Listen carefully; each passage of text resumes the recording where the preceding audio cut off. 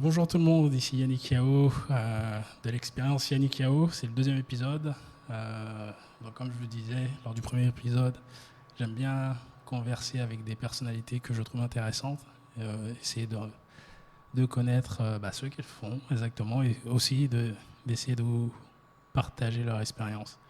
Et aujourd'hui, je ne sais même pas si je dois dire un jeune homme, parce que vu son CV et vu ce qu'il a fait, ça a l'air assez impressionnant. Vu les récompenses qu'il a eues, ça a l'air assez impressionnant.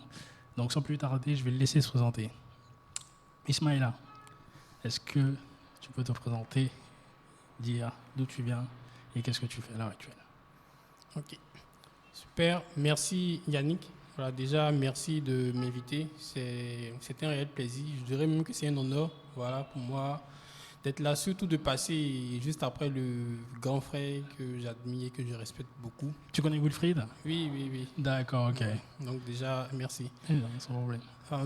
Déjà, je suis Ismaïla Ayokoin. Ouais. Voilà, j'avais 9 ans. Je suis dans le milieu professionnel, dans l'informatique, dans le marketing digital et dans la communication. D'accord. Voilà, je suis un responsable communication et marketing dans une entreprise événementielle. Et outre cela, voilà, j'ai une start-up qui exerce également dans la communication. D'accord. Donc, on a eu à faire des produits qui sont utilisés par des entreprises de la téléphonie mobile. Et puis, comme tu as eu à le signaler tout à l'heure, j'ai été lauréat du concours que le ministère de l'économie numérique et de la Poste a organisé. Donc, c'est un concours pour accompagner les projets novateurs. Voilà, donc c'est dans ce cadre-là que j'ai été retenu. Je précise qu'on était 800 au début. Il y a eu un premier filtre, un deuxième filtre, voilà. Et j'ai eu le plaisir en tout cas d'être retenu parmi les 25 personnes, voilà, lauréats. D'accord. Comment s'appelle ta start-up? Mayacom. Mayacom, voilà. Mayacom est une start-up, comme je l'ai dit tout à l'heure, dans la communication et dans le développement de solutions informatiques. L'idée, c'est de pousser l'Afrique en avant, mais au travers de ce qu'on sait faire, donc au travers des solutions informatiques. Parce que on a peut-être raté le développement de l'Afrique en termes d'industrialisation, mais on peut très bien rattraper le tir avec le numérique. Parce que le numérique permet aujourd'hui à l'Afrique d'être pratiquement au même niveau que tous les autres pays du monde entier. Donc nous, on a voulu créer des solutions qui peuvent pousser l'avant, qui peuvent pousser l'Afrique en avant. Ok. Quand est-ce que tu es tombé dans le digital, dans le bain du digital? Disons très tôt, peut-être que ça vient déjà depuis la famille. J'ai eu la chance, vu que mon grand frère était dans le numérique, donc déjà au lycée, j'étais pratiquement le seul élève de ma classe qui avait un ordinateur. Donc peut-être que c'est de là que tout est parti, je pense. Également aussi, il y a le fait, tu sais, avec le numérique, tu as la possibilité de créer, surtout en termes de développement web. C'est-à-dire quand tu fais du développement informatique, c'est un peu comme si tu étais un dieu en griffe. C'est-à-dire tu peux créer ce que tu veux. Si c'est un site web, quand c'est une appli, tu peux créer. Et moi, je suis attiré par tout ce qui est création. Donc tout ce qui est création me passionne. Donc peut-être c'est l'un mis dans l'autre qui m'ont conduit, je vais dire, dans cette voie-là. Ok, ça marche. Est-ce que tu étais un fanat de jeux vidéo plus jeune? Oui, un peu quand même, mais vraiment très, très, très jeune. Voilà, disons. Quel jeu vidéo comme ça? Je sais que j'ai passé des nuits blanches sur Age of Empires. Voilà. Des nuits blanches vraiment sur ce jeu-là. Mais ça c'était vraiment très, très, très jeune. Voilà. Parce qu'après, quand vis-à-vis des challenges, les jeux ne sont plus trop loin du divertissement. Donc, tu n'as pas forcément le temps du divertissement. Donc ça fait que à un moment donné, j'ai dû arrêter, quoi. Voilà. Si tu passes des nuits blanches, ça va être compliqué pour atteindre certains objectifs. Effectivement. Mais je demande ça parce que je remarque que beaucoup de personnes qui sont dans le domaine web Et moi aussi, je le suis sur certains aspects de mes activités. D'accord. On fait beaucoup de jeux vidéo. Et je dis ça parce que nos parents, en tout cas moi, je suis un peu plus vieux que toi, nos parents n'étaient pas très pour les jeux vidéo. Mhm. Et j'ai l'impression qu'il y a une corrélation entre le fait d'avoir, entre guillemets, volé du temps pour jouer toute la nuit, puisque c'est réellement ça, aucun parent va laisser son enfant jouer toute la nuit, et le fait d'être un peu plus intéressé par le web. Qu'est-ce que tu en penses?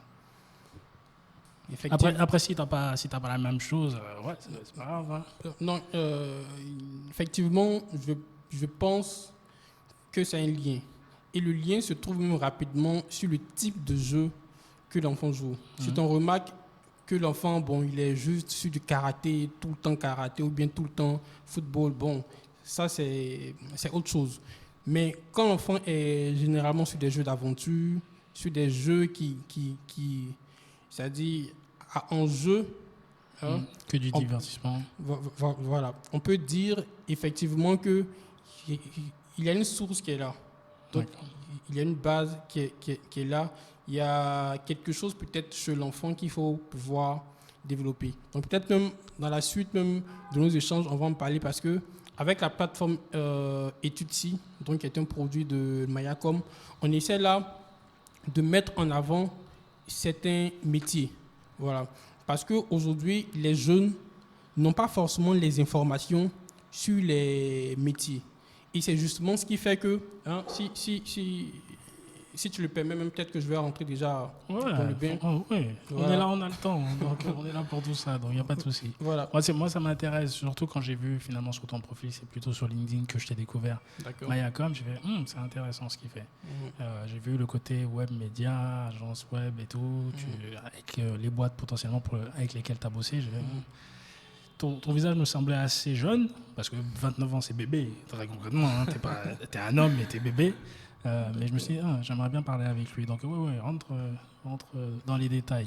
D'accord. Tu vois, quand tu regardes le milieu professionnel aujourd'hui, parce que j'ai la chance d'être dans le milieu entrepreneurial, tout ça, mais également, voilà, d'évoluer dans un groupe, et je profite de l'occasion pour remercier notre très cher président, M. Ange Trabi, on m'a dit qui m'a donné, voilà, ma chance. Monsieur comment? Je n'ai pas retenu son nom. Monsieur Ange Trabi. Ange Trabi qui est le président de MZK Group. Et c'est un jeune entrepreneur. Il a reçu le prix jeune entrepreneur catégorie jeune. D'accord. Voilà, donc le prix d'excellence 2019. Ok. Voilà. Et pourquoi est-ce que je fais le clin d'œil sans perdre le fil? Vous savez, quelle que soit ta compétence, quelles que soient tes qualités, il faut qu'à un moment donné, quelqu'un te donne une chance. La chance d'exprimer ce que tu as. J'étais immensement passionné de tout ce qui est développement. Et c'est lui qui m'a donné cette chance-là d'exprimer ce talent que j'avais.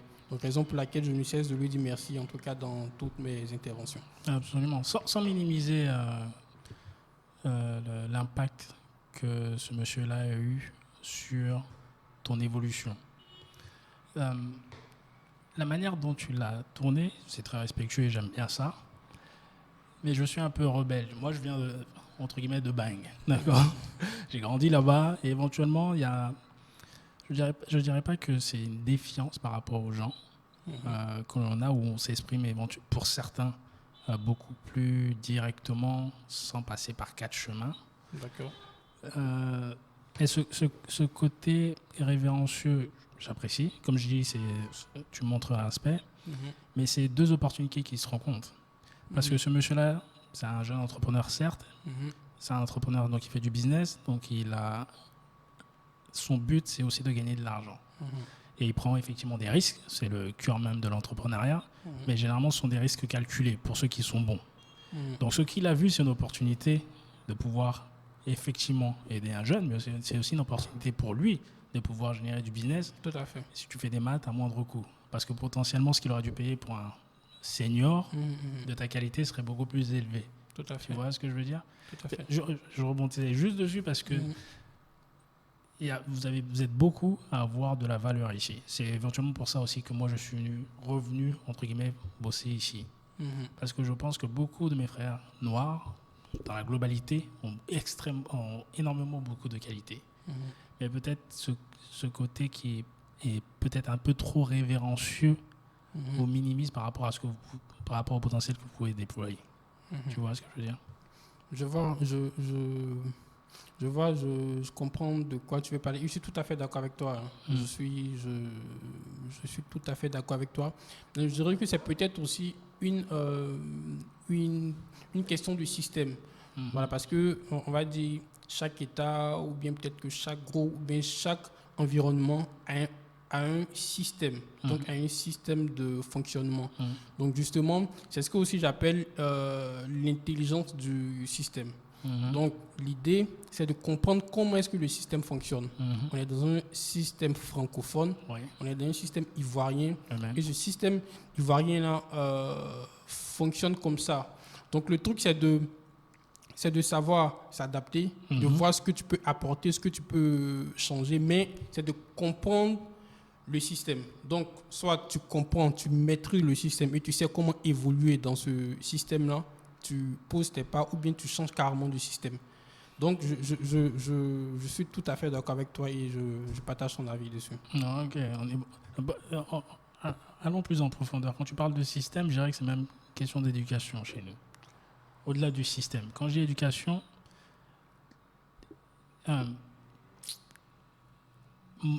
pareillement, j'ai été élevé dans une certaine discipline. Que je pense que toi aussi, tu as été élevé. Je pense que quasiment tous les Noirs ont une certaine discipline, ont une certaine hiérarchie au niveau de la familiale.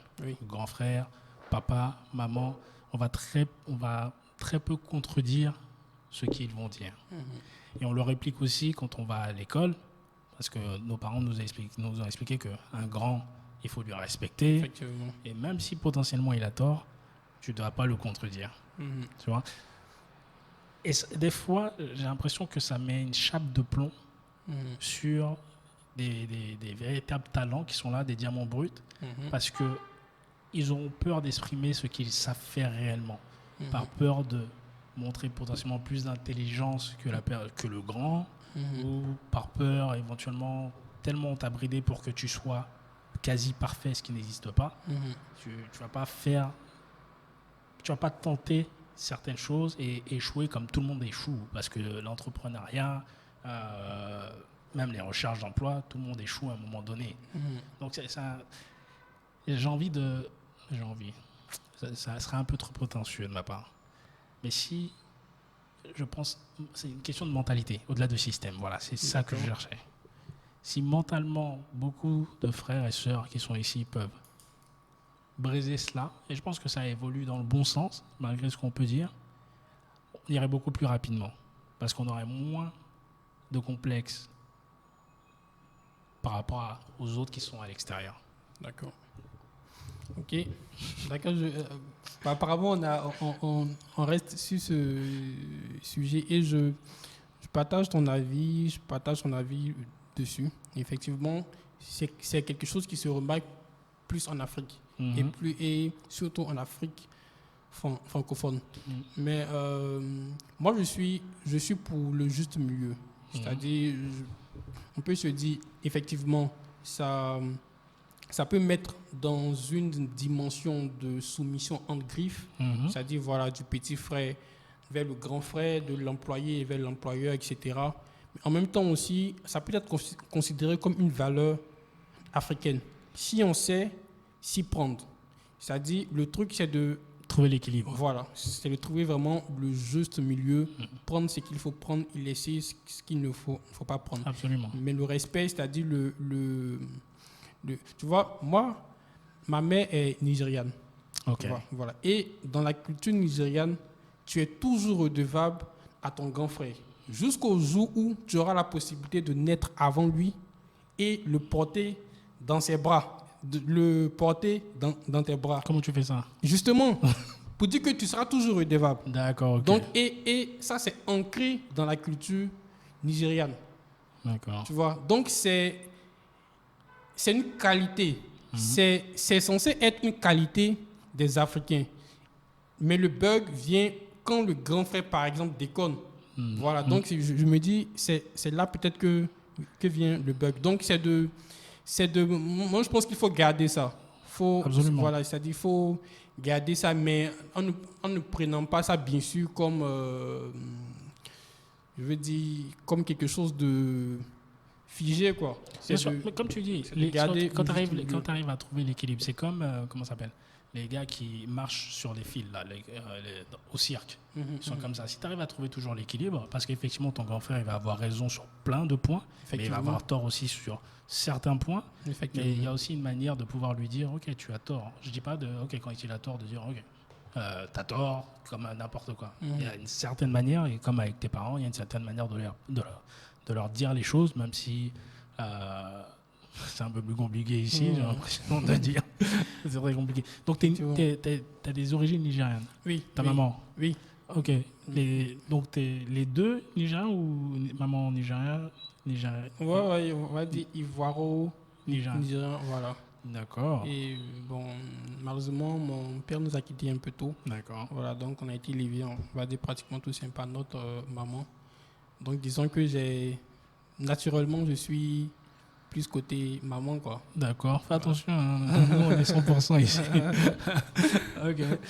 Donc, tu as grandi où? J'ai grandi à Lépi déjà. C'est où ça? À Lépi, par contre, tu n'es pas trop ici. Je viens de revenir, ça fait 1 an que je suis là, donc je ne connais pas tout. D'accord. À Lépi, comment indiquer quand j'ai où? C'est Abidjan, quoi? Non, c'est une ville. Voilà, c'est à l'intérieur du pays. D'accord. Voilà, c'est à l'intérieur, au sud. Voilà, au sud de la Côte d'Ivoire, je crois bien. Bon, je suis un peu perdu. Il n'y a pas de souci. Voilà. Mais c'est là que j'ai grandi. Donc tu as fait toute ta scolarité là-bas? Enfin, de quel âge à quel âge tu es resté là-bas? J'ai fait parce que avant même ça, j'ai fait la maternelle là-bas. OK. Voilà, j'ai fait la maternelle, je suis allé faire le primaire à Yaou. D'accord. Qui est une sorte de sous-préfecture de Beaunois. Voilà. Yaou, ça va. Et puis voilà. Et puis après, je suis revenu faire le lycée à Lépi. Et voilà, je suis venu faire le collège maintenant, voilà, à Abidjan. OK. Il était quel type d'enfant, Ismaël, hein? Je dirais plutôt cool, quoi. C'est-à-dire, mais plutôt aussi concentré. C'est-à-dire, j'ai toujours gardé ce fait-là d'être concentré depuis l'enfance. Ce que je veux dire par concentré, c'est que je ne sortais pas vraiment beaucoup. D'accord. Voilà, j'étais vraiment concentré. Donc, focus études. Est-ce que c'est dû au départ de papa? Non, je pense pas. Je pense pas. Bien sûr, ça a eu un impact. Donc après, voilà, peut-être même la petite parenthèse que je peux faire dessus. Souvent, on se dit le fait peut-être de grandir, bien d'arriver à maturité sans papa, ça n'influence pas trop. Ça, c'est les trucs des blancs. Non, mais plus tu grandis, plus tu te rends compte que ça a un impact. Moi, mon bébé, il a 4 mois maintenant. Et tu es papa? Oui, je suis papa. Félicitations. Merci. et je suis vraiment présent, voilà, parce que j'ai compris l'importance. Il y a des choses que tu veux dire à ton papa, en fait. Et ça, rien ne peut remplacer cela. J'ai eu la chance, notre aîné était comme mon père. Voilà, il est comme mon père. Vraiment, il a vraiment joué tout le rôle qu'il faut. Mais toujours est-il que après, tu ne comprends pas d'où ça vient, tu ne comprends pas le pourquoi, mais il y a toujours ce petit truc-là qui manque. Petit manque. Voilà. Vous êtes combien plutôt comme vos frères et sœurs? Ah bon, mon père, tu sais, c'est... Je veux savoir quelle position tu as. Tu es 2, 3, 4, non, 5. Je suis l'avant-dernier. L'avant-dernier de combien? Je suis l'avant-dernier d'une famille de 9. Bah, c'est très bien. Ouais. C'est pas ton ambition de faire une équipe de foot aussi? Ah non, non. C'est les enjeux d'hier, voilà, ne sont pas forcément les enjeux de maintenant. D'accord. Voilà, parce que mon père, il m'a eu quand il était âgé même. D'accord. Voilà. D'accord, Donc, d'accord. donc, il était d'une génération vraiment, je peux dire ancienne, quoi. Voilà. Donc eux, ils avaient leur logique et c'est pas forcément mauvais. Voilà. Puisqu'avant, c'était aussi source de richesse, tout ça, en Afrique. Donc, c'est le temps.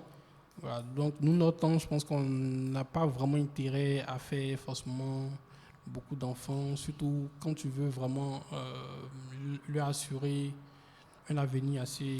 Tu penses que c'est contradictoire de faire, on va dire, un certain nombre d'enfants si on veut atteindre un certain niveau, parce qu'on parle d'économie là, financier, tu penses que c'est contradictoire d'avoir beaucoup d'enfants?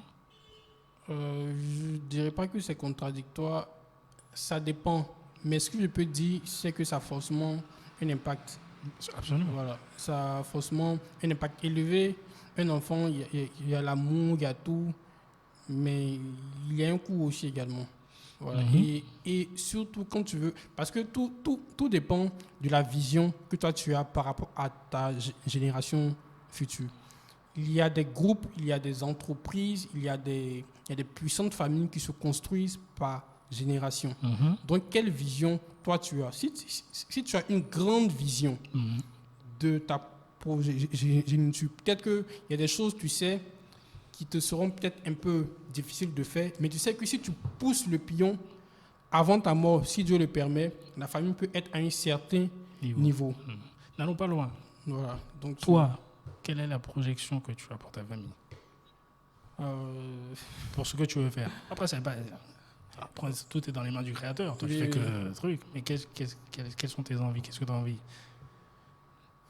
Déjà, tu vois, en Afrique, ici, il n'y a pas de... Tu vois, il n'y a pas de plateforme web de haut niveau, un peu comme les Facebook et Google, tout ça. Et moi, je me dis, que ce soit moi ou pas, hein, mais je me dis, une aussi grande plateforme, ou une plateforme de cette taille-là, peut quitter de l'Afrique. Donc, pour occuper le monde entier. À l'instar de Facebook, Google, et puis tout ce qui va avec. C'est-à-dire, dominer le web, quoi. Parce que, et ça va d'une profonde réflexion. Voilà, c'est-à-dire, bon, on dit que les Blancs sont venus, ils ont pris nos terres, tout ça. Je pense qu'on peut faire une sorte de bataille web, une bataille entre griffes, c'est pas la guerre, mais on peut essayer de conquérir les autres nations en prenant pour appui Internet, en prenant pour appui le web. Donc c'est là que moi je veux me positionner. Donc raison pour laquelle mes initiatives sont dans ce sens-là. Donc bien entendu, il y a certains détails que je ne peux pas donner, mais ce que je peux dire, c'est que c'est une réflexion que j'ai eu la chance de mener tôt c'est-à-dire réfléchir sérieusement sur ma famille, quoi. Parce que c'est cette réflexion-là même qui te permet de choisir même ton épouse. Voilà, c'est cette réflexion-là te permet de prendre des décisions importantes. Donc je pense que logiquement, si on est beaucoup à le faire, l'Afrique de demain sera certainement meilleure que l'Afrique d'aujourd'hui. Voilà, parce qu'on ira de mieux en mieux. Et on n'est pas les seuls, je ne suis pas le seul qui pense comme ça. Je pense que le développement de la Chine aussi vient de cela. Il y a forcément eu une génération qui a travaillé pour que la Chine puisse arriver à ce niveau-là. Donc, quel sacrifice, toi, tu es prêt à faire? Parce que moi, ça m'intéresse quand j'entends ça. Et je suis quelqu'un, éventuellement, quand je parle, potentiellement, tu vois, soit tu crois que je suis pessimiste, et moi, je ne pense pas être pessimiste, je pense être réaliste. Quand je regarde, par exemple, ce que tu dis, moi, je trouve ça très intéressant de vouloir avoir une Afrique forte sur l'un des marchés qui est le web. D'accord? Et tu prends des exemples qui sont très parlants, Facebook, des gros réseaux sociaux. Mais j'ai l'impression que certains certaines personnes, quand elles évoquent cela, elles ne prennent pas en compte tous les paramètres, en fait. Parce que le nombre de personnes qui veulent développer un réseau social de la taille de Facebook, on est des milliards à vouloir le faire. Et la réalité, et je parle, si tu observes uniquement les États-Unis, parce que là-bas, Silicon Valley, c'est là-bas que ça se développe beaucoup plus, le nombre de réseaux sociaux qui essaient de se développer et qui se pètent la gueule, il est impressionnant. Il n'y a qu'un seul Facebook, Instagram est venu, Facebook a racheté, WhatsApp est venu, Facebook a racheté, Snap, il y a TikTok maintenant, mais ça c'est asiatique, c'était auparavant Musical.ly, mais il n'y en a pas énormément. Par contre, moi, de ce que je vois, c'est que on sait s'approprier ces outils-là. Parce que ce dont j'ai remarqué, c'est que les personnes qui font bouger Facebook et tout, ce sont les Noirs. C'est nous qui donnons la tendance. Sur n'importe quelle plateforme sociale et tout, c'est nous qui donnons la tendance. Dès qu'on donne la tendance, les autres suivent et après, éventuellement, ils se l'approprient. Et que tu puisses y arriver, je suis pour. Moi, je ne ferai pas partie de ceux qui essaieront de créer une plateforme, grosso modo. Moi, ce que je vais faire, et je pense que beaucoup n'ont pas encore maîtrisé cela, est-ce que tu fais, par exemple, de la publicité via les réseaux sociaux? Ce que vous appelez du sponsoring, finalement, ici. Ils appellent ça beaucoup. Le nombre de sociétés qui ne font pas de sponsoring uniquement par les réseaux sociaux et qui payent encore des affiches publicitaires que l'on voit sur les panneaux publicitaires et tout, c'est impressionnant. Le coût est totalement ridicule sur le sponsoring via Facebook ou Instagram, même YouTube. Ici, tu payes une affiche, ça coûte 1 tonne et il y a peu de gens qui vont la regarder et tout ça. Alors que sur les réseaux sociaux, les gars, tu captes leur attention, tu les as toujours, tu peux relancer les trucs. C'est assez fort. Donc moi, je suis pour ça. Mais ça me fait...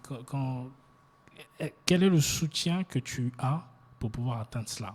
Ou est-ce que pour l'instant, c'est uniquement un plan que tu as dans la tête? Parce que tu n'es pas le seul, finalement, à avoir cela en tête. Oui. Raison pour laquelle tout à l'heure, je parlais de connaissance du système. Ouais. Voilà, parce que peut-être qu'il y a plusieurs types d'intelligence, mais déjà, je sais qu'il y a l'intelligence de soi-même. Donc, voilà, tu te connais toi-même, voilà, tu connais tes forces, faiblesses, tout ça. Il y a ton intelligence, on va dire, technique, pratique, c'est informatique, c'est communication, etc. Il y a l'intelligence du système. C'est-à-dire, et généralement, l'intelligence du système peut se baser sur des exemples donc, de personnes qui soit ont atteint le niveau que tu as atteint ou bien qui sont sur cette voie-là. D'accord. Donc, c'est vers là, en réalité, que mes réflexions se font. C'est-à-dire sur les personnes africaines ou bien ivoiriennes qui sont sur cette voie. D'accord. Tu vois. Donc, c'est l'ensemble de ces actions. Et quand tu regardes notre système francophone, il est bien entendu carrément différent du système anglophone. Dans un système anglophone, c'est-à-dire on voit beaucoup d'entreprises qui sont parties dans un système de start-up. Et ça fait partie d'une discussion que j'ai avec des amis entrepreneurs. C'est-à-dire, il y a beaucoup, certes, qui créent des entreprises jeunes, et surtout dans un système anglophone, qui créent des entreprises jeunes sans expérience professionnelle forcément. Ils créent l'entreprise avance, mais ça fait 5 ans, 10 ans, et l'entreprise devient une grande entreprise. Ça marche très bien dans un système anglophone. Je me dis, quand tu es dans un système anglophone, c'est l'idéal. D'accord. Dans un système francophone, je ne pense pas. Ok. Le système francophone, prenons l'exemple des grands entrepreneurs, parce que moi, je préfère me baser sur des exemples de personnes qui existent déjà. Ouais. Donc, quand je dis grand entrepreneur en Côte d'Ivoire ici, je vais parler de Fabrice Saounion, donc Vaudou. Ouais. Je vais parler, je ne sais pas si je peux citer, voilà.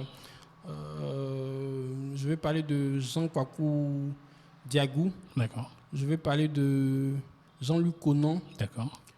Quand tu regardes toutes ces personnes, tous ces grands entrepreneurs ivoiriens, regarde eux tous leur parcours. D'accord. Ils ont fait des études assez quand même poussé. Pour certains, pour la majorité en tout cas, ils sont rentrés dans le milieu professionnel. Après, ils ont atteint des postes de responsabilité. Après, ils ont atteint des griffes super postes pour certains, DG, tout ça. D'accord. Et c'est après ça qu'ils ont démissionné pour créer leur boîte. Alors, de ce que j'entends, tu penses que dans notre système à nous, francophones, je ne vais pas dire c'est obligatoire, mais l'idéal, c'est d'abord intégrer une boîte, prendre toutes les connaissances que tu dois avoir et derrière créer toi-même ta boîte. Je pense que c'est quand j'ai analysé le système francophone, c'est ce qui marche. D'accord. C'est ce qui marche. Parce qu'il y a vraiment ce que tu veux et puis il y a ce qui marche. Voilà, donc je pense qu'il faut faire ses choix en fonction. Et voilà, comme je l'ai dit, ces différentes personnes ont évolué comme ça. Et on peut en citer plein. Et ça se justifie au fait. En Côte d'Ivoire ici, sinon même dans le milieu francophone, plus tu avances dans ta hiérarchie en entreprise, plus tu as des connaissances, non seulement, je ne parle pas des connaissances techniques, mais tu atteins un autre niveau relationnel. Et comme dans notre système francophone, certes, il y a la reconnaissance, tout, mais le relationnel compte pour beaucoup. Quand tu parles du relationnel, tu parles du réseau? Du réseau, oui. Okay. Oui. Et le réseau compte pour beaucoup, qu'il faut pouvoir faire ses preuves. C'est difficile. C'est un chemin long. Bon, je pense en tout cas que c'est un chemin long, mais si quelqu'un peut venir me démontrer, je veux dire, un autre système qui marche très bien, en tout cas, je suis preneur. Mais mon analyse vient en tout cas d'une très longue réflexion sur l'étude de plusieurs entrepreneurs. Je pense que tu es dans la réalité de ce qu'on a ici, dans le pays ou dans ce qu'on nous montre. Moi, je suis un fervent défenseur du fait que Internet a brisé cela, les intermédiaires. Okay. Si tu es bon avec service ou ton produit et que tu peux ou que tu arrives à le marketer directement à ton consommateur final, tu n'as plus besoin de ces intermédiaires-là. Okay. Tout ce que tu viens de dire, je suis d'accord avec toi parce que c'est la réalité. Mais je pense que beaucoup ne sont pas au courant du fait que maintenant, plus que jamais, plus que autant de nos papas, Internet a brisé cela. C'est pas pour rien que sur les réseaux sociaux, tu as des centaines, voire des milliers de gamins, en tout cas de personnes qui réussissent à vendre un certain volume de produits qu'ils ont fait pour pas très cher, mais ils les vendent partout, que ce soit en Côte d'Ivoire, que ce soit en France, ils les vendent partout et ils arrivent à gagner très bien leur vie. Parce qu'ils n'ont plus besoin, avec toutes ces différentes plateformes-là, Facebook, ton consommateur final est là-bas. Instagram, ton consommateur final est là-bas. Snap, il est là-bas. YouTube, il est là-bas. Après, savoir utiliser cela, effectivement, il y a une manière de le faire. Mais c'est comment on appelle ça? Si les gens prennent conscience de cela, il y aura beaucoup moins d'obligation de passer par la voie que tu viens de décrire et qui est la réalité à l'heure actuelle encore. Effectivement. Effectivement, je partage ton avis dessus. Et tu vois, comme tu l'as appelé, la réalité que je viens de décrire aujourd'hui, normalement, doit être brisée. C'est-à-dire, ça ne doit plus être un chemin obligatoire. Justement, ça ne doit plus être un chemin obligatoire, mais ça passe par un travail, par un long travail et malheureusement qui ne dépend pas forcément des jeunes qui prennent des initiatives, mais c'est un peu plus, je pense, c'est un peu plus stratégiquement, c'est un peu plus haut que ça. Ceux qui vont faire cela, on dit souvent, on reconnaît un leader par les cicatrices qu'il a dans le dos. Ceux qui vont effectivement se sacrifier, entre guillemets, pour montrer aux gens qui peuvent faire des choses constructives et gagner bien, voire très bien leur vie, ceux qui vont faire ça, ils vont réussir à l'enseigner, ils vont être des icônes. Aujourd'hui, on va faire un parallèle. Ici, en Côte d'Ivoire, ce que j'ai remarqué, mais c'est un peu partout dans le monde, mais je parle de la Côte d'Ivoire parce que je viens d'arriver et c'est plus là que je suis en train de découvrir les choses. Le monde du divertissement est fascinant pour moi. Est fascinant dans le sens où ils arrivent à faire des choses avec les réseaux sociaux que nous, entrepreneurs, hommes d'affaires, femmes d'affaires, devraient faire en fait. Ils utilisent les réseaux sociaux effectivement pour divertir les gens, attirer les gens dans leurs concerts. Mais toi, homme d'affaires ou toi, femme d'affaires, tu peux faire très bien la même chose que sans danser, forcément, sans jouer la comédie, et en présentant ton produit ou ton service à des gens qui en ont besoin. Là, dans cette période de coronavirus, il n'y a plus de concerts, en tout cas à ce que je sache, officiellement, il n'y a plus ces trucs-là, parce que ce n'est pas des besoins primaires. Mais toi qui arrives à créer, maintenant tous ceux qui sont dans l'agriculture, ce genre de choses, qui produisent des choses qu'on doit manger, ou on doit habiter à quelque part et tout, eux sont en train de gagner. Eux vont gagner. Là, je ne sais pas combien de temps ça va durer la période, là. Ceux qui sont sur le marché de l'immobilier, il y a des gens qui ne vont pas pouvoir honorer leur retraite, ce genre de choses. Ils vont devoir vendre leur maison, leur appartement. Ça va être très bon pour ceux qui ont du cash pour pouvoir faire des choses. Donc les gens qui font des choses constructives ou là, du divertissement, parce que tout le monde pense enfin, pas tout le monde, une grande partie des gens pensent qu'il faut devenir danseur ou footballeur. C'est un peu ça, comment ça s'appelle, ce qu'on nous présente comme les métiers de rêve. Alors qu'il y a très peu de gens qui vont réussir à faire cela. Soit parce qu'ils n'ont pas le talent, soit parce que, il n'y a pas assez d'argent pour tout le monde pour ce truc-là. Alors que des gens qui peuvent, comme je dis, agriculture, textile, produits cosmétiques, tout ce que tu veux qui résout des problématiques pour les gens, s'ils arrivent à faire cela, ils vont gagner.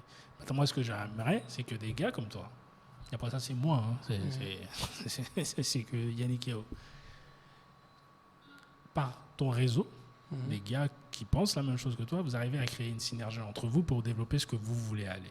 Parce que c'est que comme ça qu'on va y arriver. C'est pas chacun de son côté, c'est d'arriver à créer une synergie. Et au bout du bout, il n'y a qu'une seule chose qui vous sépare, c'est OK, combien moi je gagne, combien toi tu gagnes. C'est tout. Sinon, les compétences, vous les avez, mais comme tout le monde veut gagner beaucoup en argent, c'est OK. Si vous arrivez à vous mettre d'accord sur ça, je pense que on peut avoir le prochain Facebook, ou le prochain Instagram, ou ce que tu veux.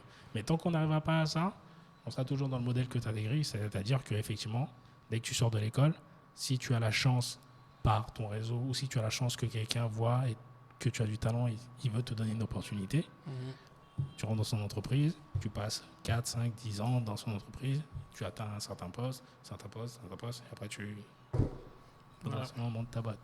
Voilà, parce que tu as dit en plus que tu as dit, tu sais, généralement et pour la plupart, souvent c'est aussi un problème de vision. Et ça, tu vois, ça suit une logique. Quand tu as fait une entreprise cotée en bourse, il est évident que quand tu crées ton entreprise, tu ambitionnes au moins qu'elle soit cotée en bourse. C'est vrai? Oui. Non, parce que et si tu regardes bien, généralement, les personnes qui démissionnent pour créer une boîte créent généralement une boîte à l'image de la boîte dans laquelle elles étaient. D'accord, OK. Généralement, tu vois. Donc, il y a souvent pour doper ton niveau, non seulement de connaissance, mais pour doper également même ton niveau même de vision, tout ça. Oui. Voilà, c'est-à-dire, il y a un certain parcours que tu dois faire. Parce que au début, le jeune entrepreneur, tout ça, généralement, ce qu'il veut au départ, il veut faire quelque chose de cool. Soit qui intéresse les gens, qui est chic, voilà.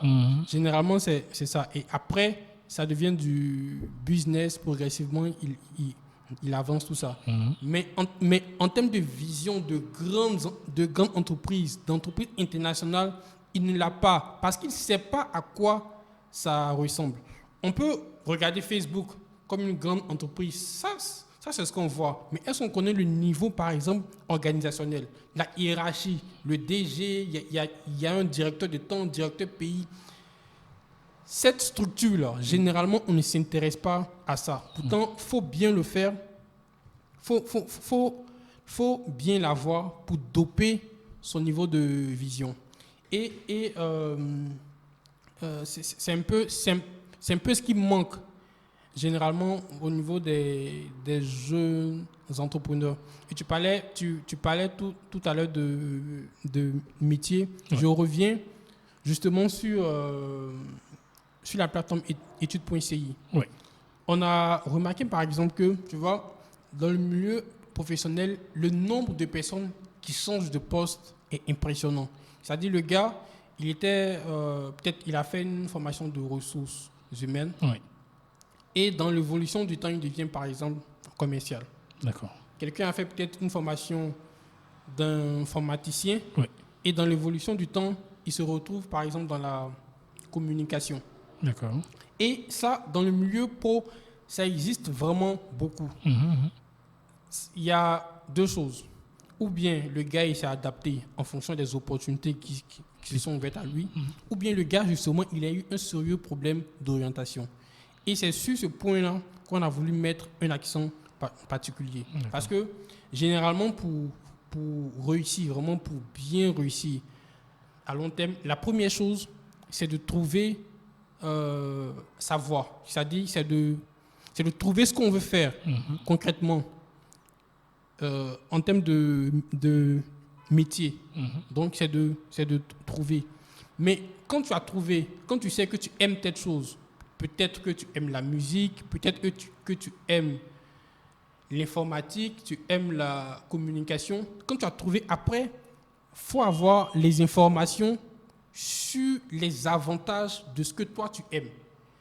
Tu as trouvé ta passion. Après, c'est d'avoir toute information sur les avantages de ta passion précise. Je prends un exemple simple.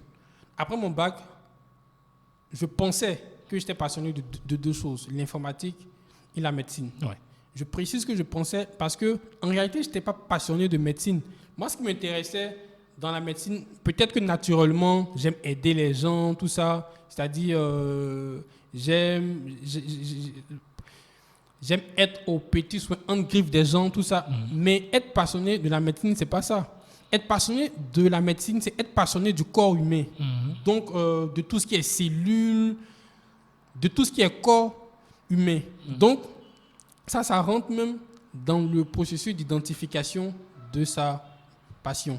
Maintenant, après, en termes d'information, je vais peut-être vous raconter une petite histoire qui m'a été racontée par quelqu'un du ministère. Il y a une jeune fille en Côte d'Ivoire ici, très douée, je crois même première nationale, qui devait aller au Canada pour faire des études en astronomie, parce qu'elle est extrêmement très intelligente. Voilà. Et arrivée là-bas, vu que l'école dispose d'un système d'aide à l'orientation, tout ça, ils ont eu à faire des entretiens avec la fille. Ils se sont rendus compte qu'en réalité, la fille est passionnée d'art. La fille est passionnée de dessin. Voilà. Bon, pour la famille, c'était une très grande déception. Mais la fille a décidé de faire ce qu'elle aimait. La fille pouvait très bien faire l'astronomie parce qu'elle est intelligente. Et j'ouvre une parenthèse sur la citation de Einstein. Donc, il dit que l'intelligence est grande, mais l'imagination englobe le monde entier. Donc, l'imagination est encore plus grande. Donc, si la fille partait faire l'astronomie, sûrement qu'elle allait peut-être avancer par la connaissance qu'elle a, parce qu'elle est intelligente. Mais pourquoi est-ce que les parents étaient déçus? Parce que justement, ils n'avaient pas toutes les informations sur tous les avantages liés au métier de l'art. Aujourd'hui, la fille a une réussite exceptionnelle. Pourquoi? Parce qu'elle est parmi les personnes qui font les premiers prototypes de design de nouveaux produits. Donc, quand un téléphone doit sortir, quand un ordinateur révolutionnaire, quand un véhicule révolutionnaire doit pouvoir sortir, elle a cette capacité, cette finesse de reproduire toute l'idée du concepteur. Voilà, donc ce qu'il veut mettre en œuvre. Et la fille vraiment a une réussite, elle est toujours entre deux avions, tout ça. Donc pour dire que généralement, les personnes ne choisissent pas ce qu'ils aiment parce qu'ils n'ont pas assez d'informations dessus. Si par exemple, ton jeune frère ou ton enfant vient te dire qu'il est passionné de musique, bon, généralement, les gens tiquent. Bon, moi, je ne veux pas que tu deviennes DJ et puis tout ça, tout ça. Peut-être que le petit, lui, il est passionné de l'instrumental. La première chose, c'est de faire des recherches sur les avantages, sur les métiers liés en griffe à l'instrumental. Aujourd'hui, dans ce métier-là, il y a des avantages vraiment énormes. Quand tu regardes dans les grands supermarchés, en tout cas ceux qui se respectent bien, la musique qu'on donne n'est pas un hasard. Ce sont des musiques et généralement, ce n'est pas lié. Donc, ce sont des musiques étudiées par des personnes très avancées en instrumental qui savent par des sons créer un certain besoin. C'est un peu comme quand tu regardes un film qui te fait pleurer. Généralement, il y a la musique aussi qui crée un peu l'émotion dedans. Voilà. Donc, ça dit, on a décidé aujourd'hui de mettre toutes les informations sur les différents métiers pour que l'enfant puisse choisir son métier en connaissance de cause. Non seulement pour qu'il sache tous les avantages liés à sa passion, mais également pour qu'il puisse savoir les différents métiers qui existent et ce qui se trouve vraiment dans les différents métiers. Parce que voilà, un jeune peut-être qui voit un peu que le développement informatique avance, tout ça, il a une idée. Donc il se dit, voilà, informatique, bon, c'est peut-être Facebook, tout ça. Donc il n'a pas connaissance qu'en informatique, on fait par exemple les algorithmes, on fait les mairies. Donc ça dit, il faut qu'il ait la passion de tout ce qui est création, par exemple, pour pouvoir rentrer là-bas. À l'heure actuelle, tu as les deux casquettes, c'est-à-dire que tu as ta start-up et tu bosses pour une boîte? Oui. D'accord. Donc tu es un entrepreneur aussi. Ça fait combien de temps tu t'es lancé dans l'entrepreneuriat? Tout pour tout, je dirais 3 ans. Ça fait 3 ans. Voilà, 3 ans. Qu'est-ce que tu as ressenti là, quand tu as signé ton premier client? Attends, non, juste avant, c'était sur quel projet? C'était sur Non, c'est pas sur Mayacom. Si. Mon premier client, c'est avec Mayacom. Bon, je dirais mon premier gros client, voilà, parce que c'est... Je vais revenir. Mais premier client, le premier que tu as réussi à signer, quel est le service que délivre Mayacom? Mayacom fait du développement de solutions informatiques. Ok. Voilà. Bon, si je veux dire mon premier client, bon là, l'entreprise n'était pas encore formalisée, tout ça. C'est pas grave. Voilà, c'est une grande satisfaction. Et tu t'es dit quoi? Ah, putain, ça marche. Voilà, justement. En fait, c'est quelque chose que tu es prêt même à faire gratuitement au début. Voilà, tu es juste passionné de la chose, tout ça. Mais quand tu te rends compte que quelqu'un est prêt à débourser de l'argent, tout ça, tu comprends très rapidement que ça peut être du business. Voilà, et c'est généralement comme ça, tu enchaînes, quoi. Voilà, tu enchaînes. Alors, ton premier gros client? Oui, mon premier gros client, effectivement, c'est avec Mayacom, c'est Move Niger. Voilà. Et ça part aussi de la logique que j'ai fait, tu vois. J'ai travaillé à Prestige Télécom, donc qui était en griffe la société informatique de tous les moves. Voilà. Donc, quand Prestige Télécom a fermé, il y a Move Niger qui a lancé un appel d'offres. Voilà. Donc, j'ai répondu en précisant que j'avais travaillé sur l'application concrètement, tout ça, parce qu'ils voulaient faire une nouvelle version. Donc, ils cherchaient une entreprise informatique assez avancée pour pouvoir travailler dessus. Donc, j'ai répondu, ils ont vu le potentiel, tout ça, et puis voilà. Donc, ça a été mon premier plus gros, voilà. Premier plus gros contrat. Voilà. On peut savoir les chiffres? Non, je préfère. D'accord. Je préfère garder. Alors, t'as bossé dessus, t'as dû aller au Niger ou t'es resté ici? Non, non. Et c'est justement là même l'informatique de. Bon, l'avantage de l'informatique, voilà, c'est que on n'a pas eu besoin de partir. Donc, depuis ici, on travaille sur les serveurs là-bas. Voilà. D'accord. Donc, c'était plus les échanges par mail, des conf calls, voilà, etc. D'accord, ok. Donc il y a 3 ans. Les différents prix que tu as remportés, tu as un prix d'orateur, de meilleur orateur? Oui, déjà, je précise que je suis membre Toastmasters International. Toastmasters, c'est quoi exactement? C'est une organisation internationale d'art oratoire. Voilà, D'accord. tout simplement. Et c'est une organisation dans laquelle on apprend, on va dire, à parler en public. Hein, voilà. On apprend le leadership, mais suivant une certaine méthode. D'accord. Voilà, c'est un peu une sorte d'antichambre où tu as la possibilité de faire le maximum d'erreurs possibles. D'accord. Comme ça, demain, quand tu dois t'exprimer en public, voilà, tu as déjà capitalisé sur les erreurs que tu as déjà faites. C'est quoi? Vous vous retrouvez en groupe et vous parlez, Oui. vous exprimez on vous lance un sujet, vous devez débattre dessus. Ça se passe comment? Oui, donc c'est un club déjà. Donc on se réunit 2 fois par mois. Ok. Voilà, dans une salle, tout ça.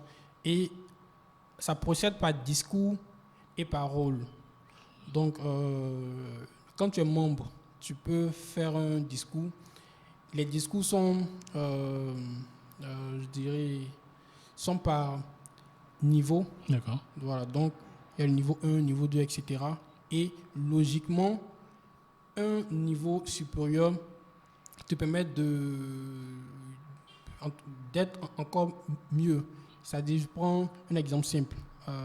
Peut-être que lors de ton deuxième discours, on va te dire de mettre l'accent sur la variété vocale. Lors de ton c'est quoi la variété vocale? La variété vocale, tu sais, quand tu dois parler pendant longtemps, d'accord, voilà, faut savoir nuancer ta voilà, voix, parler plus haut, parler plus fort.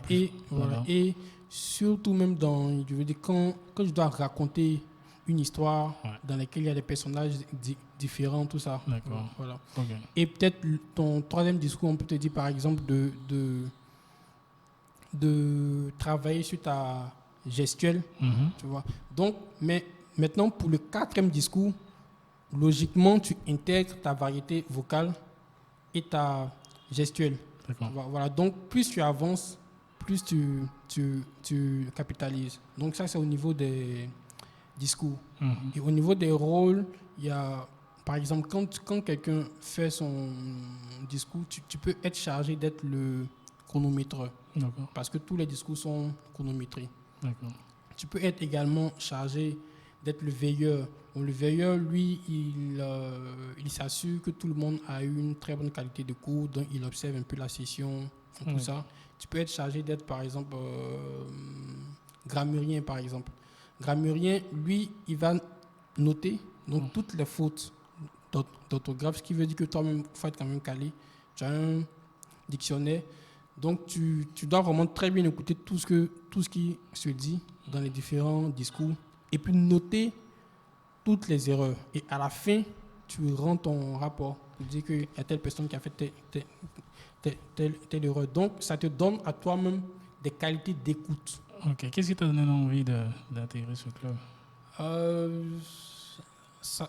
Ça part d'une volonté de travailler sur mes faiblesses. D'accord. Voilà, parce que je pense que pour évoluer, il faut pouvoir faire un bon diagnostic personnel et puis voir ses faiblesses, en tout cas sur lesquelles on peut travailler. D'accord. Donc déjà, je suis bègue, tu vois, donc ça peut-être que j'essaie de travailler dessus, ça ne se ressent peut-être pas. Ça ne se ressent pas du tout. Voilà. Mais c'est quelque chose qui m'a beaucoup fatigué. Non, beaucoup. Et en même temps aussi, bon, c'est une manière de dire que voilà quoi, tout est possible si tu veux. Alors, si tu ne l'aurais pas dit, je ne l'aurais jamais su. Non, sérieusement. Hormis peut-être les gens qui te connaissent, savent qu'éventuellement tu avais ces difficultés-là. Mais ça fait combien de temps? C'est avec le club là que tu as réussi à corriger cela au fur et à mesure ou c'était bien avant? Non, le club est venu en appui. Voilà, D'accord. je travaillais dessus. Je travaillais dessus. Peut-être que le déclic est venu quand j'étais en terminale. D'accord. Voilà, parce que je faisais les cours avec une jeune fille qui, elle également, est bègue et, disons, un peu plus grave que moi. D'accord. Mais elle levait toujours sa main lorsqu'on posait une question. Moi, j'étais plutôt réservé. Voilà. Déjà, voilà, faut que je sois sûr que je vais peut-être bien dire et puis voilà. Mais elle, c'était pas ça, quoi. Elle parlait tout le temps. Elle parlait tout le temps comme si vraiment c'était pas un problème, quoi. Donc je me suis dit bon, de toute façon il n'y a pas à avoir, voilà, faut s'exprimer en tout cas. Donc peut-être, je sais pas, peut-être que c'est de là qu'est venu le déclic. Et voilà, après j'ai commencé personnellement à travailler dessus. Et quand j'ai vu le club, déjà je voulais intégrer une association de jeunes, voilà, tout ça. Et quand j'ai vu le club, je me suis dit, bon, c'est une opportunité. Et c'est vraiment un club, on va dire, c'est un club que je recommande. Voilà. C'est un club que... C'est pas un club secret, hein, tout le monde peut y non, adhérer, non, il n'y a pas de souci. Même quand tu n'es pas membre, tu peux aller participer. Donc, tu peux assister aux différentes sessions, seulement que tu ne peux pas faire de discours, tout ça. Donc, pour faire des discours et pour jouer des rôles, il faut être membre. D'accord. Voilà. Est-ce que le club a vocation d'avoir des... Ou même, est-ce que Ismaïl a vocation à faire de la politique un peu? Non, ça... Bien sûr. Parce que la manière dont tu es posé, ça me donne cette impression-là, de l'évolution que tu présentes. Non, la politique, la politique ne fait pas partie de mes ambitions. Non. Non, pas du tout. Et c'est pas... Voilà. C'est juste que ça ne fait pas partie de mes ambitions. C'est pas par peur ou quelque chose du genre. Non, okay. Non. D'ici 5 ans, qu'est-ce que tu vois pour Ismaïl d'ici 5 ans? Voilà. D'ici 5 ans, bon, je sais que mon employeur voit la parce vidéo. Que je demande cette question, je pose cette question parce que je vais la poser à tout le monde en fait dans ce podcast-là, l'Espérance Yannick Yao. Parce que je veux pouvoir me servir de la vidéo pour voir effectivement si dans 5 ans tu as atteint cela. Et si tu as atteint cela, je dirais que j'ai participé à ça puisque on a enregistré ça. Donc dis-moi, d'ici 5 ans. D'accord. Donc d'ici 5 ans pour mon entreprise, comme je le disais tout à l'heure, mon employeur va sûrement regarder la vidéo, tout ça. Mais c'est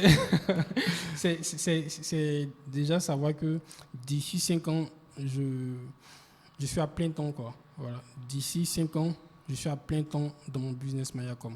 Voilà. Ça, et ton employeur, non, les meilleurs patrons, ce sont... Au-delà de l'imaginaire, on pense que ce sont des gars qui sont près de leurs sous. Ce sont des gars qui sont intelligents. Les meilleurs patrons sont les gars qui sont intelligents parce qu'ils savent que s'ils arrivent à t'aider à te développer, ils savent qu'il y a la concurrence, ils savent que potentiellement tu peux partir dans tous les cas. Néanmoins, ils ont conscience que s'ils peuvent faire appel à toi prochainement, parce que tu as ton business et tout, ça tourne bien, si vous êtes partis en bon rapport, vous pouvez toujours faire du business ensemble. Tu vois, vous faites du business. Là, tu échanges tes connaissances, ton temps contre un salaire. Ok. Prochainement, si dans 5 ans tu as atteint ce que tu as atteint, ouais, tu seras comme un consultant pour lui ou une autre entreprise avec qui fait du business. Donc, s'il regarde, n'importe quel patron devrait... Après, c'est dans le monde idéal. N'importe quel patron devrait pousser ses employés à être les meilleurs d'eux-mêmes. Parce que ça aiderait leur boîte à gonfler aussi. Mais bon. Non, et pour faire une petite parenthèse dessus, également, lui, c'est sa logique, justement. Et ça part même du fait que le groupe qu'il a créé, au début, était une association. D'accord. Voilà, donc c'est de l'association qu'est née l'entreprise. D'accord. Donc il est, je dirais qu'au-delà d'un patron, c'est un leader, quoi. Il est dans une logique de développement des personnes avec lesquelles il travaille. Voilà, donc tant que tu es sûr. Et bon, pour d'autres, même les accompagner, quoi. C'est-à-dire, il y a, quand tu décides de partir entreprendre, il y a ce genre de personnes qui t'accompagnent. Voilà, donc qui te donnent les conseils qu'il faut, tout ça. Quelles sont les personnes qui t'influencent le plus ou qui t'ont influencé le plus? Euh, Tu veux parler d'entourage proche ou bien de... Proche ou personnalité publique? D'accord, d'accord. Entourage proche, je dirais mon grand frère. Voilà, mon grand frère, notre aîné. Déjà, je précise que dans ma famille, bon, dans ma petite famille, même père, même mère, tout ça, je suis le seul dans le milieu professionnel. Je suis d'une famille commerçante. D'accord. Voilà. Donc, tous mes frères et sœurs voilà, font Du commerce. voilà, du commerce, business, tout ça. Donc, je suis le seul dans ce... Donc, j'ai été influencé par mon grand frère et c'est en quelque sorte mon mentor. Voilà, j'ai la chance, je pense que c'est une très grande chance d'avoir pour mentor quelqu'un de sa famille. Voilà, ceux qui on peut, quelqu'un qu'on peut prendre comme exemple. Voilà, parce que c'est moi, à un moment donné, bon, parce que je viens d'une famille en même temps quand même modeste et tout ça. Donc, à un moment donné dans mon évolution, j'ai voulu juste avoir 1 million, c'est-à-dire 1 million où je possède et puis je n'ai aucun engagement dessus, que je peux dilapider et puis je n'ai de compte à rendre à personne. Voilà, juste ça, quoi, juste pour le fun. Et j'ai demandé à mon grand frère, il a eu son premier million à quel âge? Et il m'a dit à 16 ans. D'accord. J'étais un peu impressionné, tout ça. Mais il m'a expliqué que c'est parce qu'il n'avait pas le choix. Voilà, il n'avait pas le choix. Il devait le faire parce que, tu vois, dans le temps, les gens n'aimaient pas partir au black. Parce que c'était un peu dangereux. Au black, c'est pas, si tu connais, c'est à Djamé, voilà, c'est un très grand marché où on vend voilà, tout. D'accord. Donc, généralement, il achetait les choses là-bas et il venait peut-être vendre au campus, il venait vendre à ses professeurs, tout ça. Donc, c'est dans le commerce qu'il s'est fait son premier million. D'accord. Donc, déjà, depuis l'école, il a compris que, voilà quoi, le commerce, ça peut marcher, tout ça. Raison pour laquelle il n'a jamais accepté les offres, quoi. C'est-à-dire, voilà, quand il est sorti de l'école, il a tout trouvé en foutaise, quoi, en griffe. Attends. Il s'est dit, non, c'est pas possible, quoi. Tu peux me proposer 300 000, tu peux me proposer 400 000. Moi, je gagne des millions dans ce que je fais. Donc, voilà, quoi. Au début, il s'est dit, peut-être pour la carrière, fallait quand même rentrer dans le... Mais il a tout refusé, quoi. Donc, finalement, il a un master en économie, voilà, mais il n'a jamais mis les pieds dans une entreprise. Attends, il a un master d'économie. Encore plus, quand tu sais que quand tu fais rentrer un produit, quand tu vends, si tu es salarié, ton salaire ne bouge pas. Si tu es le patron, plus ça vend, plus ça rentre. Effectivement. Donc, les calculs, ils sont vite faits. Donc, je le comprends, ton grand frère. Si en plus, il a 16 ans, il a démarré, c'est impossible. Voilà.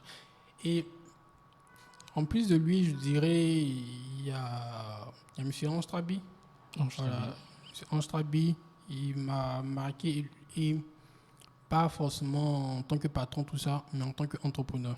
Voilà, parce que moi, je peux dire que c'est un entrepreneur qui est parti vraiment tout bas, quoi. D'accord. Voilà, tout bas. Parce que j'ai eu la chance de voir un peu les débuts de l'entreprise. Ouais. Alors aujourd'hui, j'en ai ici, j'en ai dans une grande villa, tout ça. Mais ça n'a pas commencé comme ça.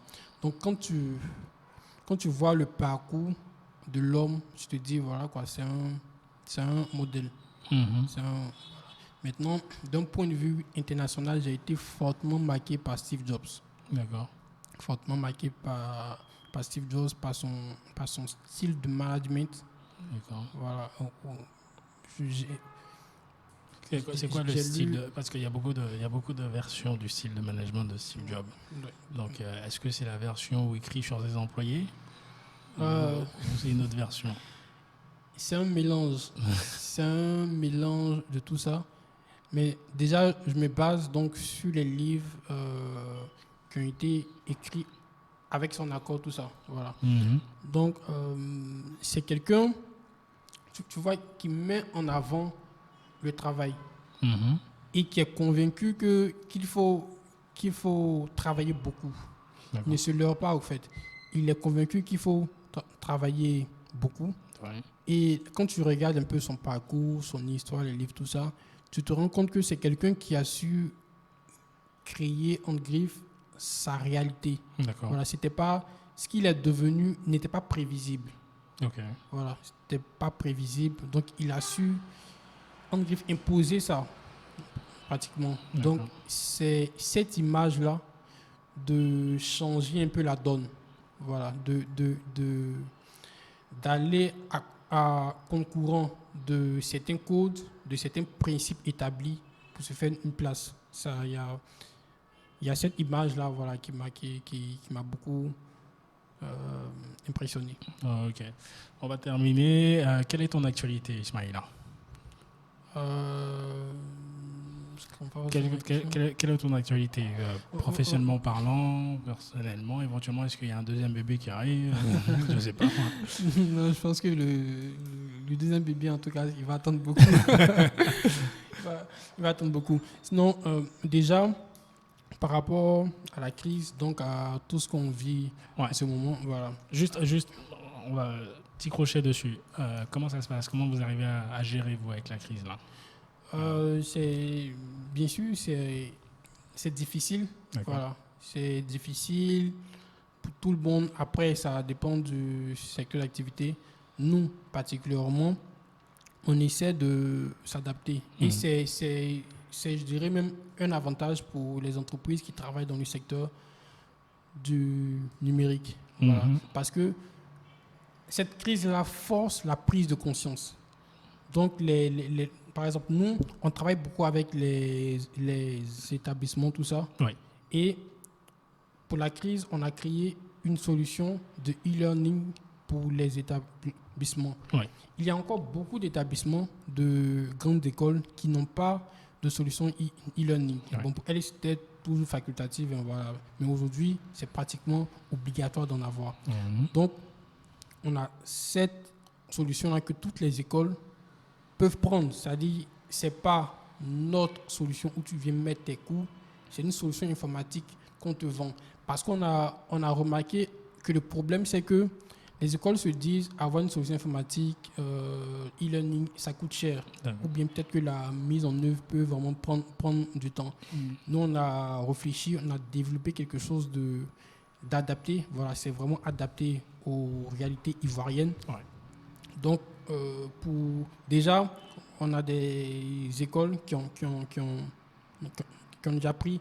Donc, on installe la solution, tu contactes tous tes différents professeurs et c'est eux qui te fournissent le contenu, voilà, pour mettre dessus. D'accord. Après, ça dépend du contrat qu'il y a. C'est-à-dire d'autres vont sur des types de contrats spécifiques, mais nous, on fournit la plateforme et on fait l'accompagnement derrière. D'accord. Parce qu'il y a d'autres qui veulent donner des cours vidéo. Donc, on a un studio qui est adapté et on a des monteurs, voilà, donc qui savent faire l'animation derrière. Donc, certes, on te vend la plateforme, mais on va dans l'accompagnement, dans la mise en ligne des cours, tout ça. D'accord. Et pour vraiment être dans une dynamique d'accompagnement, on te permet de payer une partie et le reste, bon, échelonné, quoi, sur le temps. Okay. Donc, on peut dire que c'est un peu la réponse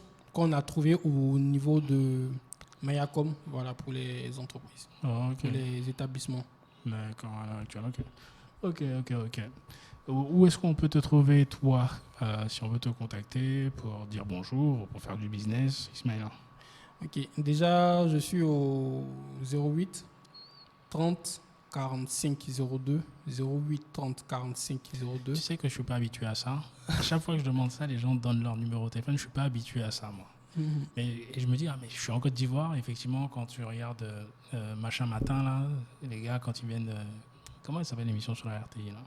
Matin Bonheur, je crois. Matin Bonheur, voilà. Quand les gars ils viennent parler de leur événement qu'ils vont faire, ils donnent leur numéro de téléphone. Alors que pour moi qui viens de France, C'est sur Internet, je ne vais pas lâcher mon numéro de téléphone, mais c'est normal ici. Ok, répète ton numéro de téléphone. Voilà, donc, comme je l'ai dit, 0830 45 02. Mais en même temps aussi, bon, généralement, ceux qui le font, ils ont peut-être 2 contacts. Généralement. Voilà, donc, il y a un professionnel et il y en a un pour le perso. Voilà, ok, ça marche. Et bien entendu, il y a notre site web études.ci, que je conseille vraiment à tous les élèves. Voilà, parce que c'est aussi, cette période de crise-là est également un moment de repli. Voilà, tu peux peut-être même mieux réfléchir si la filière dans laquelle tu es, c'est vraiment ce que tu veux faire, si c'est vraiment ce que tu veux. Donc sur ce site-là, on donne toutes les informations sur les métiers, toutes les informations sur les filières, tout ça. Donc c'est une plateforme que je recommande aux élèves. Études.ci. Étudiants. Oui, c'est ça. Études avec S. Études avec S.ci. Voilà. Études.ci. Ça marche. Quelque chose d'autre à ajouter? Déjà, te remercier une fois de plus. Voilà, je pense que c'est un bonheur, voilà, de discuter sur l'entrepreneuriat, sur la vision, tout ça. Et puis également adresser un message, bien entendu, aux jeunes Ivoiriens, aux jeunes Africains, et puis de prendre conscience de la valeur de la jeunesse aujourd'hui. Parce que nos grands frères, ou bien en tout cas nos dévancés, pour la plupart ne font pas forcément confiance à la jeunesse. Et pour la plupart aussi, ils ont des preuves au fait. Ils ont fait confiance à des jeunes qui ont déconné après. Le truc, c'est que nous, les jeunes, on puisse assumer, on puisse bien comprendre la notion de jeune et puis vraiment prendre nos responsabilités dans toutes les initiatives que nous faisons. Aujourd'hui, il n'y a pas un âge pour entreprendre, il n'y a pas un âge pour avoir des ambitions, aujourd'hui tout est carrément ouvert. Donc voilà, faut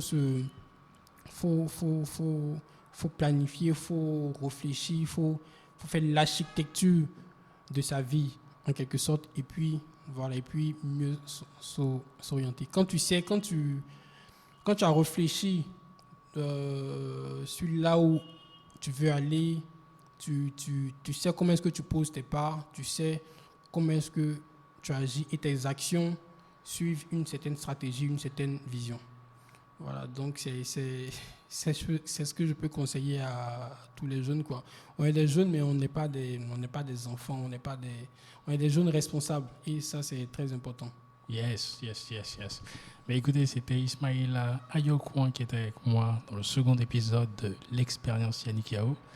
Si vous avez aimé, écoutez, selon la plateforme sur laquelle vous êtes, soit YouTube, soit Spotify, soit Apple Podcasts, commentez, likez et partagez. J'essaierai de faire ça le plus souvent possible en essayant de recevoir des personnalités qui sont intéressantes ici sur Abidjan. Donc ceux qui regardent ça en Europe potentiellement, merci de regarder, mais il faudra que vous vous déplaciez si vous voulez qu'on puisse parler ensemble. Donc c'est la fin de ce second épisode. À très bientôt. Hey YouTube, ici Yannick Yao. Merci d'avoir regardé cette vidéo. Tu peux t'abonner en cliquant ici pour recevoir les nouvelles qui seront publiées et aussi cliquer ici pour voir l'une des vidéos récentes qui sont assez constructives à mon avis. Allez, à très bientôt.